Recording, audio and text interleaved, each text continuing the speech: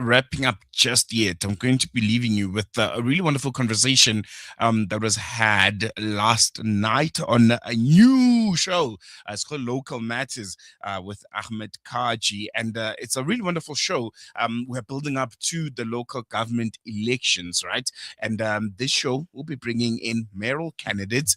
It'll be bringing in stakeholders. It'll be bringing in community activists and anyone and everyone that's involved in local governance from any sector that you can think of. And he had a really wonderful conversation last night with BOSA's Nobuntu Hlazo-Webster. She's BOSA's mayoral candidate for the city of Johannesburg. And he was probing her. Ahmed Kaji, asking the difficult questions, trying to suss out if she does deserve to be the number one citizen of world-class African city. Can we still call it that? But if you missed that conversation, take a listen. I'll be back with you again tomorrow for the Thursday edition of the show. Sharp, stay safe. Love you.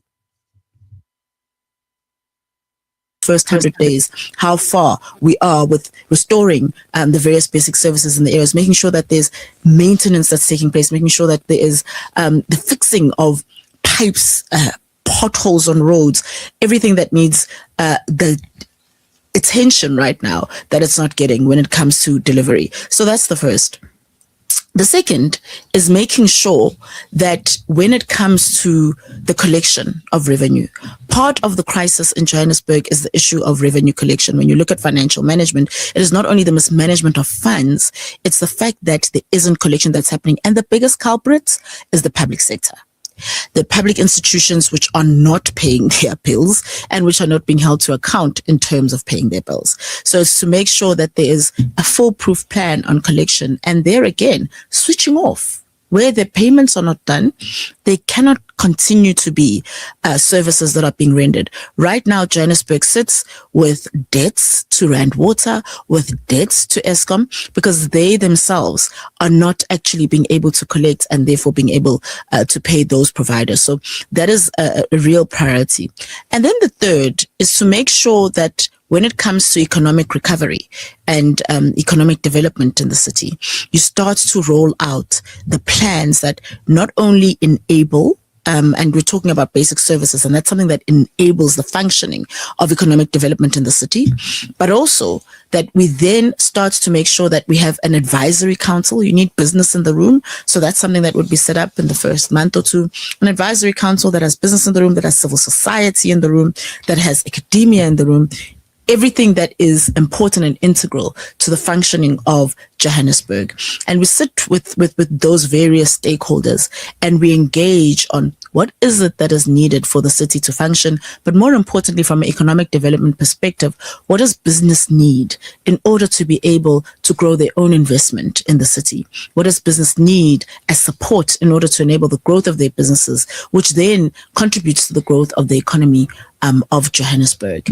And that is what can be expected in the first 100 days. It's ensuring that there's a functioning city, basic services, ensuring that the financial management is stable, getting that money in, and lastly, starting to put together plans in place while consulting with the various stakeholders in order to be able to start to restore our economic growth in the city. I mean, a large part of Salam Media's audience is part of the South African, at least the Johannesburg Muslim community as well. So it's very important for us to also address some of their interests as well. From that point of view, what do you think is an important issue for Muslims in Johannesburg? And yeah, I think let's go with that and we can perhaps take the conversation from there. I think the first issue, for many faith groups and for any faith groups, is the freedom and the ability and the enablement to be able to practice their faith.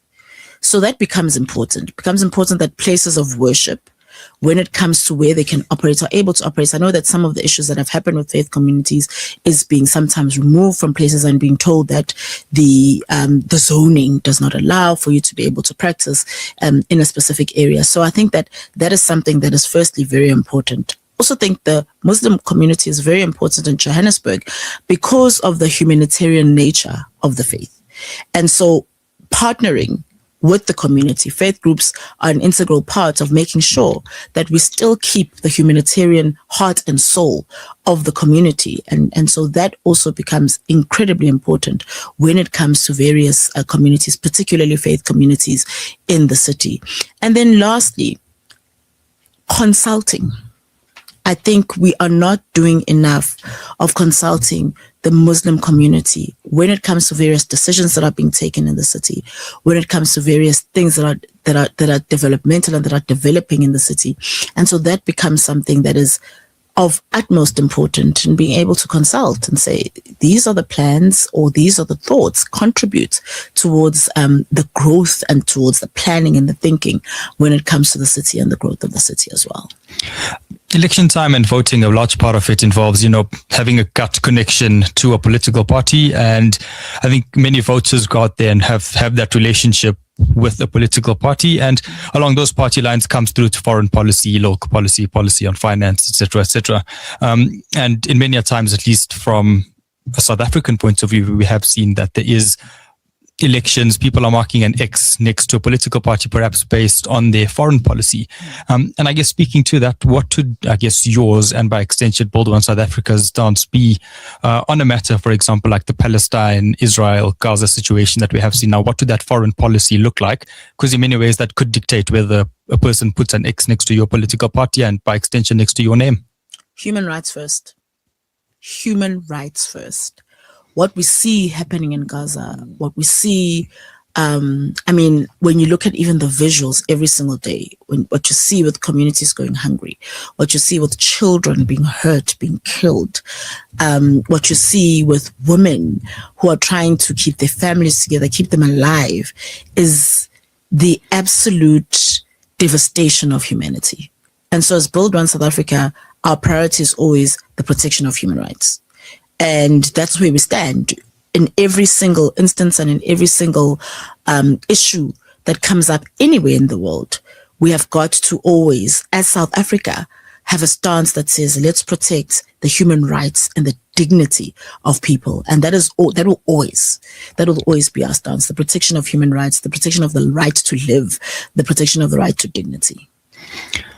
Very interesting answer, and I'm sure when this gets cut up into our social clip, the audience will be able to take at least their mind up from that answer that you have given. And I'm sure if there's a need for clarification, we probably would bring that on as well. But I think moving it closer back to Johannesburg residents as well, why should they vote for you and your political party in this election? Johannesburg residents should vote for Build One South Africa because we're wanting to build a Johannesburg, not of the past. We don't have a plan that looks at, let's rebuild the Johannesburg of the 1940s or the 1960s or the 1970s, or even of the early 2000s.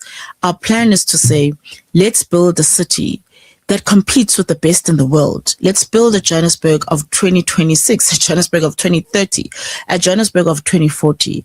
We're the only party that's articulating a plan to say, how do we then lock in and leverage on the sectors which this city automatically or organically is actually set up for, primed for. Sectors like the logistics sectors. How do we make sure that we increase our competitiveness in that sector? How do we make sure that we're going into the digital sector?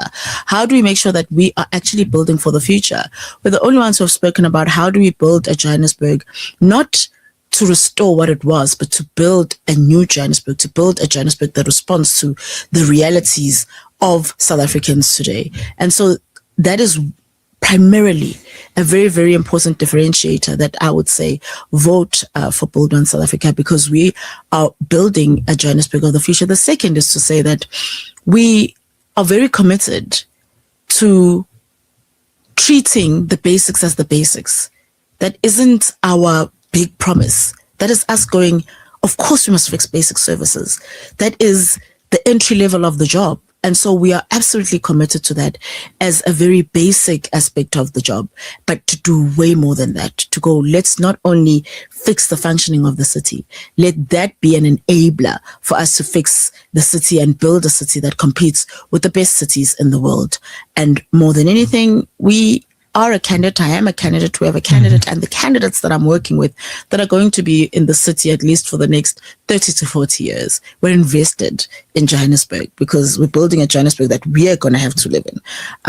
And so we're not, this isn't a 5, 3, 6-year stint. This is something we're saying we're committed to the city for the long term because we actually are still young enough to build it for the long term as a group. Nobuntu, thank you very much for your time. We have just crossed the 9 p.m. mark here. We really appreciate you taking your time out to come here on a cold Tuesday evening all the way here to the south of Johannesburg. We appreciate it, and God willing, we will be in touch with you and maintaining communication throughout the election campaign and perhaps as we head over to the IEC on the 4th of November. Thank you so much for having me, and I really, really do look forward to being back again and to engaging with your listeners. South Africans will be heading to its local government elections on the 4th of November 2026. Here on Salam Media, we'll be launching a dedicated show to the local government elections called Local Matters with myself, Ahmed Kaji, between 7 p.m. and 9 p.m. on Tuesday evenings. We'll be speaking to mayoral candidates, lobby groups, councillor hopefuls and civil society to help you make an informed decisions. We hope that these meaningful conversations will help give you the chance to put an X next to the correct political party come the 4th of November.